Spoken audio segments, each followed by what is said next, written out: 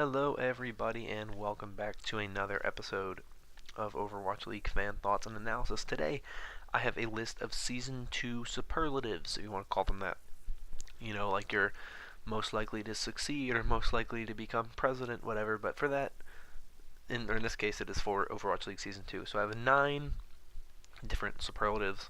Some of those are broken down into 2 to 3 different um, specific superlatives or specific examples, but we're going to jump into this with the first one, which is the most interesting returning player. So we'll do one for Pacific and one for Atlantic.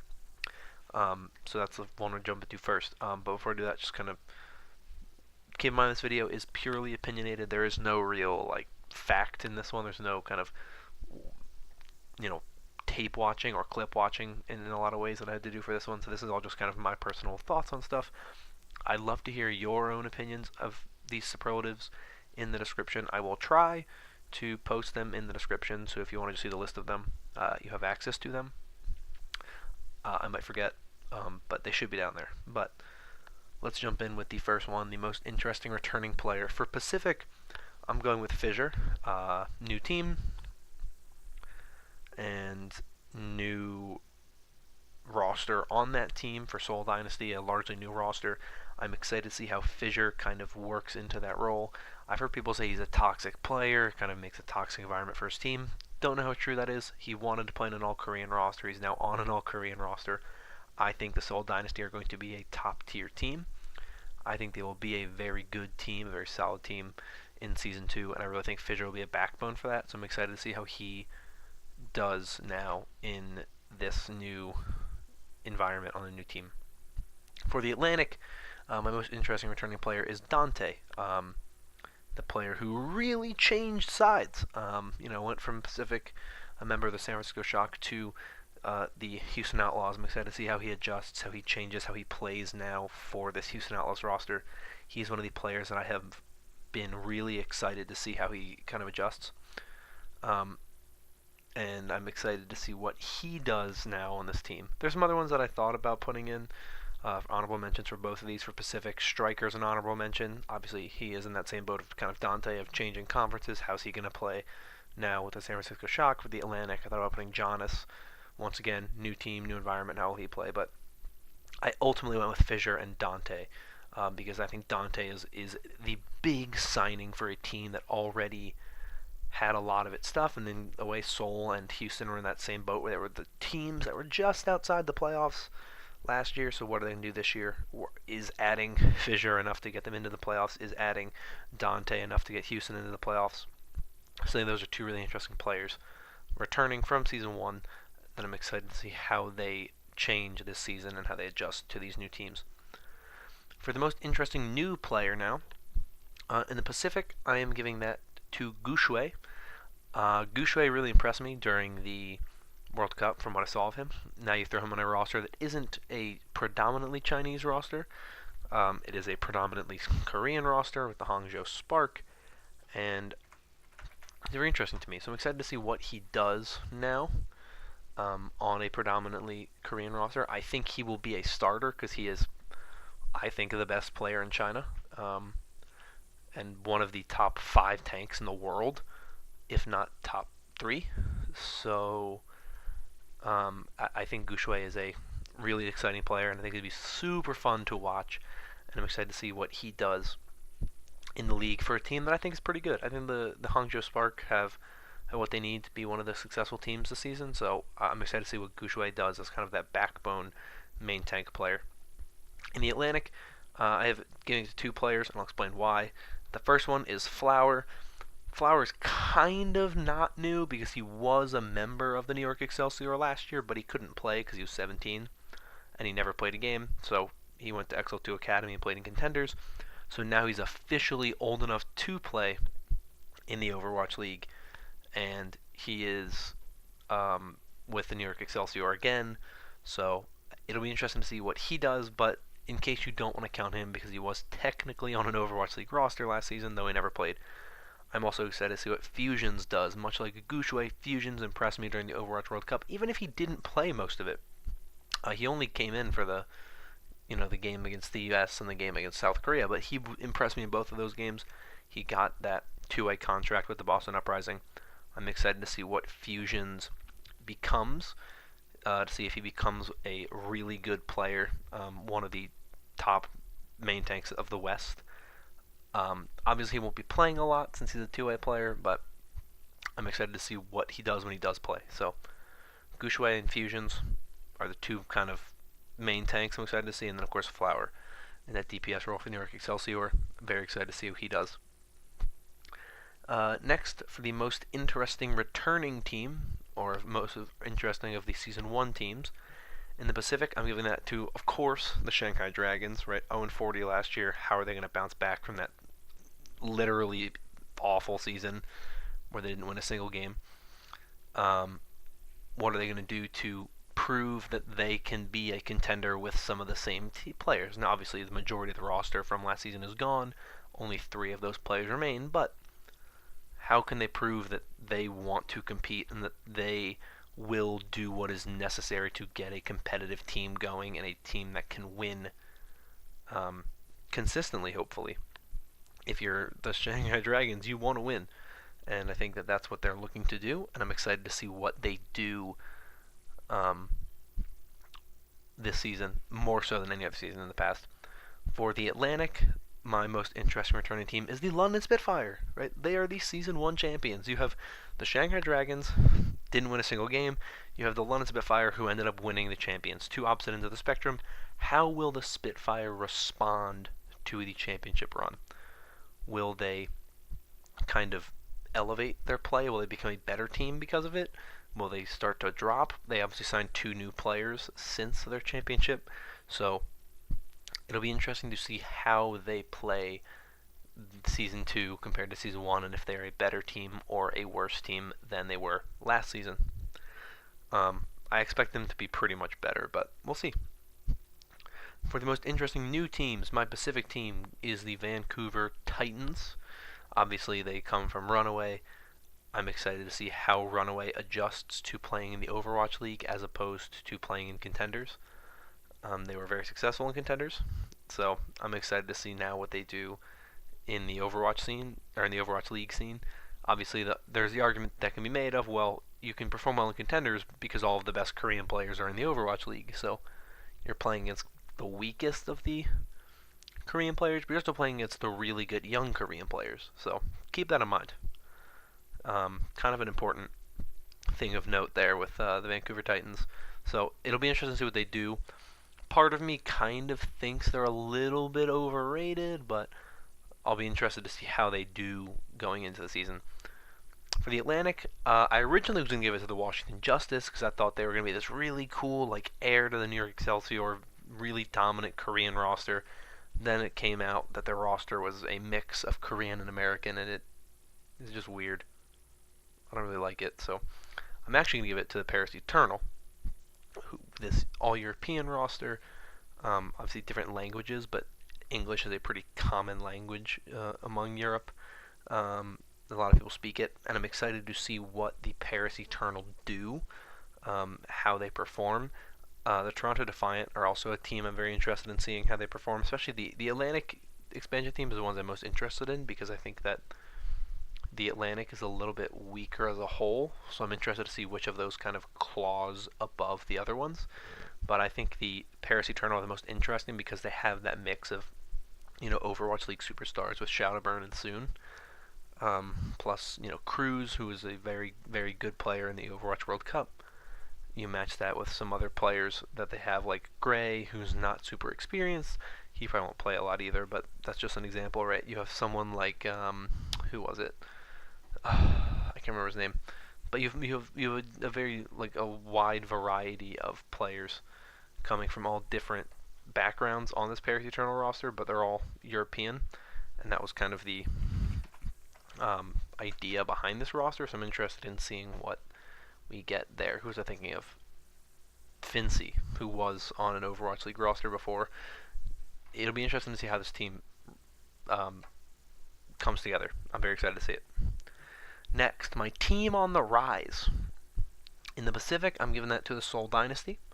I think they gave or they put in a lot of time into improving their roster this offseason. They got a lot of really good players. I think they had some of the best signings as a whole. Getting Fissure was really big. I think they got some good Korean talent with Jexa and Marvel and Jesse and is it Jesse? I might be saying that right. It's like, who were they? It was Marvel. I know they had Marvel and Jexa. I feel like there was someone else. Michelle, that's what I was thinking of. Not Jesse, it's Jexa. Michelle, and then of course Fitz. So they added some players. I'm excited to see how they kind of evolve and what becomes of this team. I'm really interested in seeing how they improve upon their season one. My Atlantic team on the rise is the Houston Outlaws. I don't know how good they'll be. Um, I don't know if they will be significantly better than they were last season, but all the other Atlantic teams I don't really think will be much better than they were. I think that Houston are the only team in the Atlantic that has a chance to be better, significantly so, at least. So that's why I put them in this team on the rise spot. Because I think they have a chance at being really, really good. I think we just need to see them hit their peak a lot more consistently than they did in season one. Next are my teams on the fall, and it's a very hard one to do, especially for the Pacific, because I think the Pacific teams, for the most part, stayed relatively consistent, though in some ways they got weaker, but for the most part they got better, I think. Seoul, of course, got better. I think the Gladiators as a whole are better.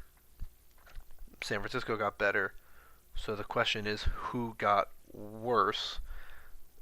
Significantly so, or enough so that I think you have to kind of account for that. And the only team that really, in my mind, looks like they could be somewhat worse is the LA Valiant. The loss of Soon is, I think, going to be more impactful than maybe some people think. Overall, I don't think it'll be too bad, but I think that there will be some kind of felt weakness in this team now that Soon is gone, but overall I think they will still be a very good team. I still think they'll be a solid top 5, top 10 team. Top 5 team. I definitely think they'll be a top 5 team, but or I'll say top 6. I think they'll be a top 6 team, but it's a question of will they still be the number 2 team? I don't think so. For the team in the fall in the Atlantic, I mean it's pretty obvious. It's the Boston Uprising. They've lost their entire DPS core. They're starting out the season without one of their DPS players while he's suspended for 2 games. DPS isn't super important right now because it's a tank heavy meta and a support heavy meta, but overall, I just look at the Boston Uprising top to bottom, and I'm just not super impressed with their place right now and the team that they have right now. So I'm going to put them as my team on the fall. I think that they weren't a really great looking team last season. Going into the season, they proved people wrong. Until stage 4, where I think they showed like the team that people thought they would be, and then now, of course, they look like the team that has fallen the most in the Atlantic. Next is the hero to watch. The hero I'm most excited to see how the meta kind of shapes around them or changes with the way the game has evolved since season 1. And for me, that's Tracer. Tracer played a really big part in all of the first 3 stages. By stage 4, she was practically gone. By the playoffs, even more so. In the World Cup, we barely saw any Tracer. But with GOATs kind of phasing out, not fully, of course, New York Excelsior players seem to believe that we are still very much in a GOATs meta. But I think that GOATs is kind of going. There's the armor buff, or the armor nerf, that makes it so that Tracer now does 30% more damage on headshots on targets with armor. So there is definitely an element to Tracer where she will probably be stronger, but you had some really good Tracer players like Prophet and the Sabiolbi, of course, who kind of fell off as a result of Tracer becoming less viable. But now that she maybe is on her way back up, really good aim on Tracer will make her really, really good now against foes with armor. So I'm interested in seeing how Tracer plays in this new meta, if we even see much Tracer. We probably won't see her in stage 1, maybe in stage 2. Maybe the meta will go back towards a more dive meta. Who knows? We'll see. Next are my most interesting matchups. So I got three of these. I have one between two Pacific teams, one between two Atlantic teams, and then one which is a kind of interleague, right? So one Atlantic versus Pacific one. So for the Pacific, we get the Battle of LA, and we get it twice. We get two battles for LA. The battles for LA were some of the best matches last season, especially the one in Stage 3. I think it was Stage 3. That was really, really good. Stage 3 regular season, not Stage 3 playoffs or Stage 4 playoffs.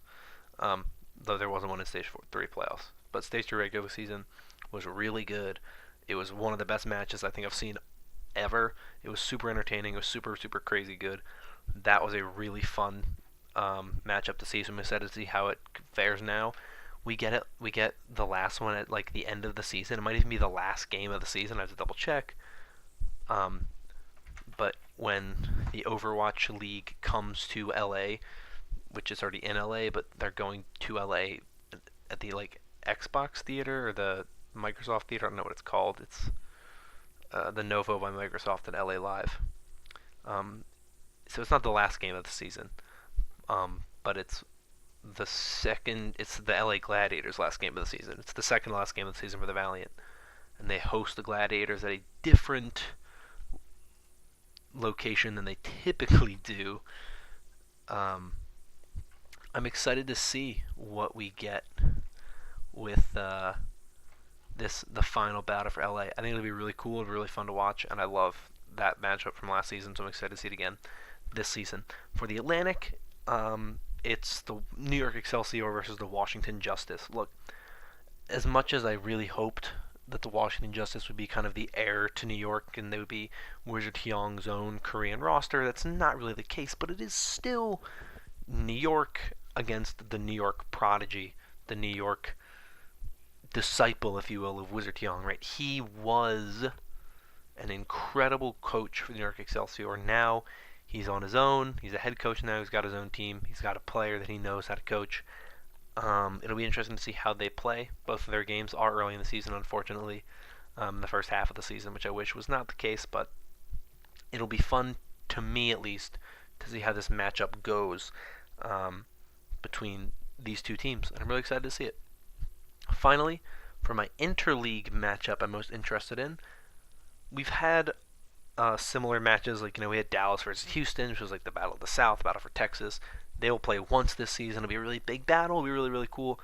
But in that similar regard, I'm very excited for the Battle of the North, or for the North. The battle between Toronto and Vancouver. The Canadian teams play once this season. I don't know when. I'm going to try to run through real quick and try to find it, but I think it's a really cool matchup. I think it'll be a really interesting matchup, a really fun matchup to watch. Because who doesn't want to see two teams from the same country that play once during the season go head to head in a battle for supremacy in their country, and then they won't get to do it again until playoffs or maybe stage playoffs. It's at the end of Stage 2, May 3rd. Toronto Defiant take on the Vancouver Titans, 10 p.m. Eastern Time, Friday, May 3rd. So I'm very excited for that matchup. It'll be quite a fun matchup. Good way to end the first half of the season is that great, great matchup. So I think that is the best matchup we will see.